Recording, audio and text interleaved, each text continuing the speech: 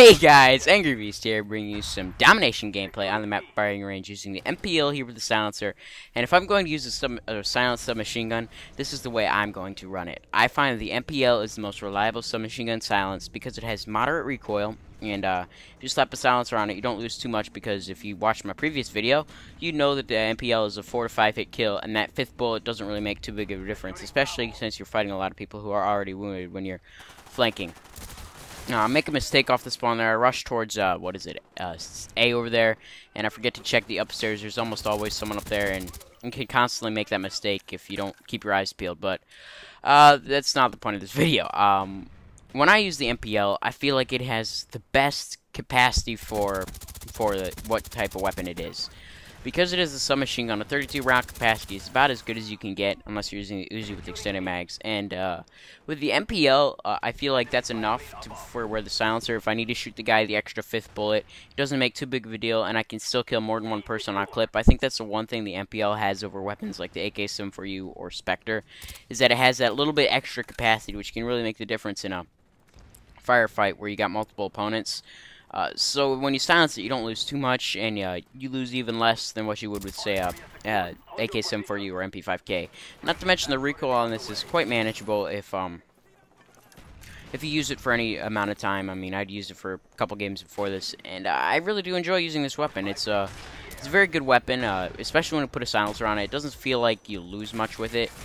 One thing I would caution, though, when using a silenced MPL is that your range is pretty bad, and although you do stay off the radar, if you're used to getting those 4-hit kills, I'd say you don't usually get them as often. You get them maybe half the time you would get the other ones, so it doesn't increase your time to kill, which can be detrimental in some situations. But rapid fire on this, I find it makes the weapon uncontrollable. So if I'm going to use the MPL, I'm going to do it silenced.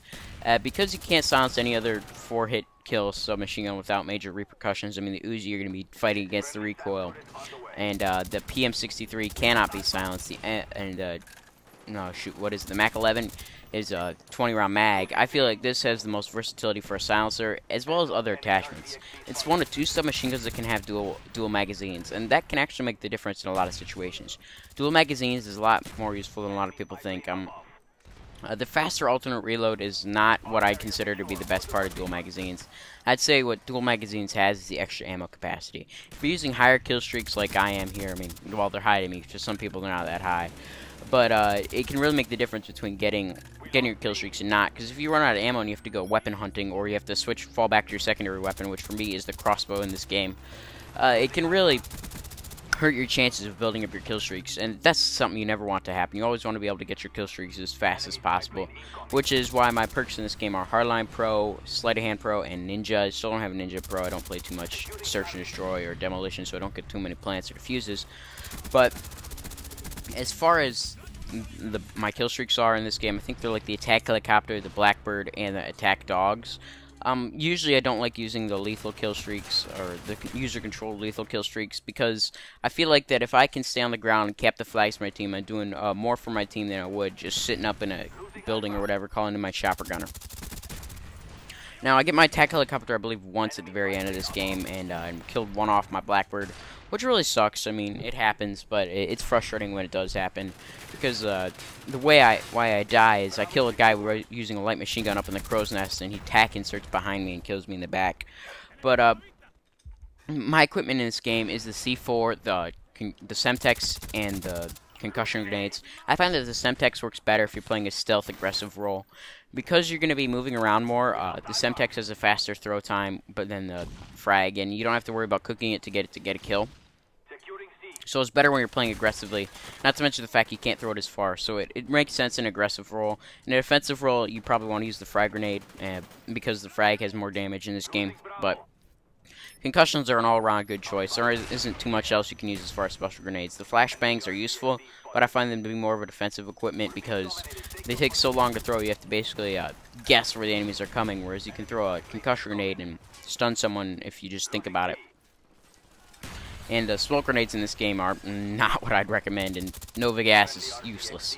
As far as this map goes, this is one of my favorite maps in the game. I think a lot of people like firing range, and in fact, Treyarch made a firing range 24/7 a couple months back. It was a lot of fun to play in, but when you're playing on this map, you definitely want to try to stick to the outsides of the map. I know I'm running right through the middle right now, ignoring my own advice, but unless you're trying to cap the flags like I am here, it's in your best interest to stay around the outsides of this map, because the middle of this map is a death trap.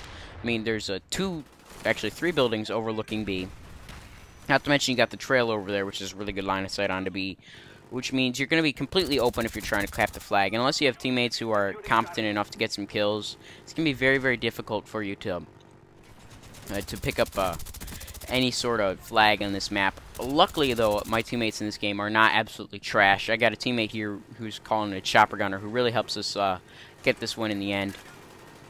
I think in the end of this game I have like 8 defends and 6 captures, which I think is really good objective gameplay. It doesn't have I don't end up having the best KD, as you could probably see right now. I'm dying a lot, but when you're playing the objective, that's what happens. If I wanted to go for KD, I could probably get a 3 or 4 KD almost every time. But there's just something about domination. If there's a flag there, I have to be capturing it. I don't know what it is, but if there's that blinking thing saying we're losing A, I have to get over there right away. I don't know how to explain it, but there's just something about me that if I'm not playing the objective, I feel like I'm playing the game wrong. And I've determined that what I want to do, at least at some point, is to just join a game and try to go for kills. And so my kill streak's really high. I'm just going to sit back and not worry about the objective sometime and just see how high of a score I can actually get. Because in some situations, I feel like my skills are best put to slaying. But in others, when my teammates aren't capturing a flag, I feel like, well, if you're not going to do it, then I will. And it ends up killing our team in the long run.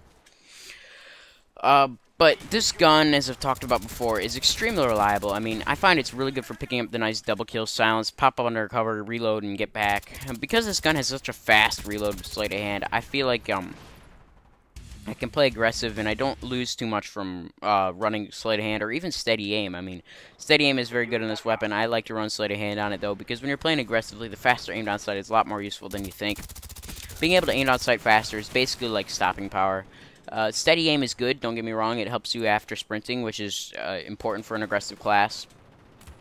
But being able to recover after sprinting is not as useful as being able to aim down sight, because a lot of times you'll find yourself not sprinting. Like right there, I was just strafing, and unfortunately, oh man, there's another thing about campers. If I see a guy sitting in a corner, I don't know what it is, I just have this vendetta out for him, and I just have to go after him constantly.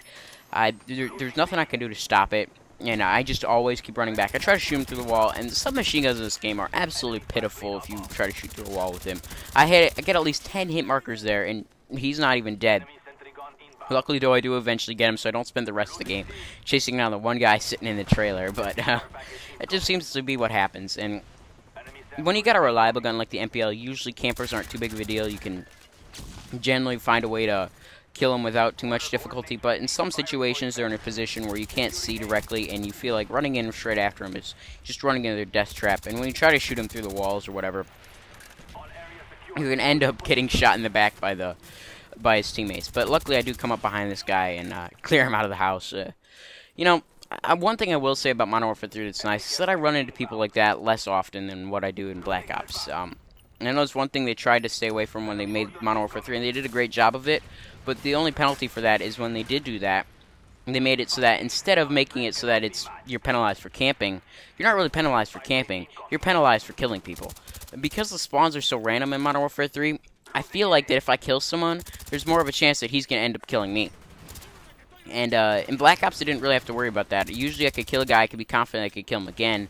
But when they spawn right behind you, sometimes it feels like, oh, this is what I'm talking about. Attack inserts, I shoot him at least a couple times, and he just walks right through my bullets, ends up getting with his Stoner 63. But there isn't much you can do. This gameplay is winding down. I think it ends up being something like a 38 and 21 or whatever, with 6 captures and about 8 defends. I hope you guys enjoyed. I had a lot of fun playing this game. This is how I enjoy playing the game. I am Angry Beast, and I am signing out.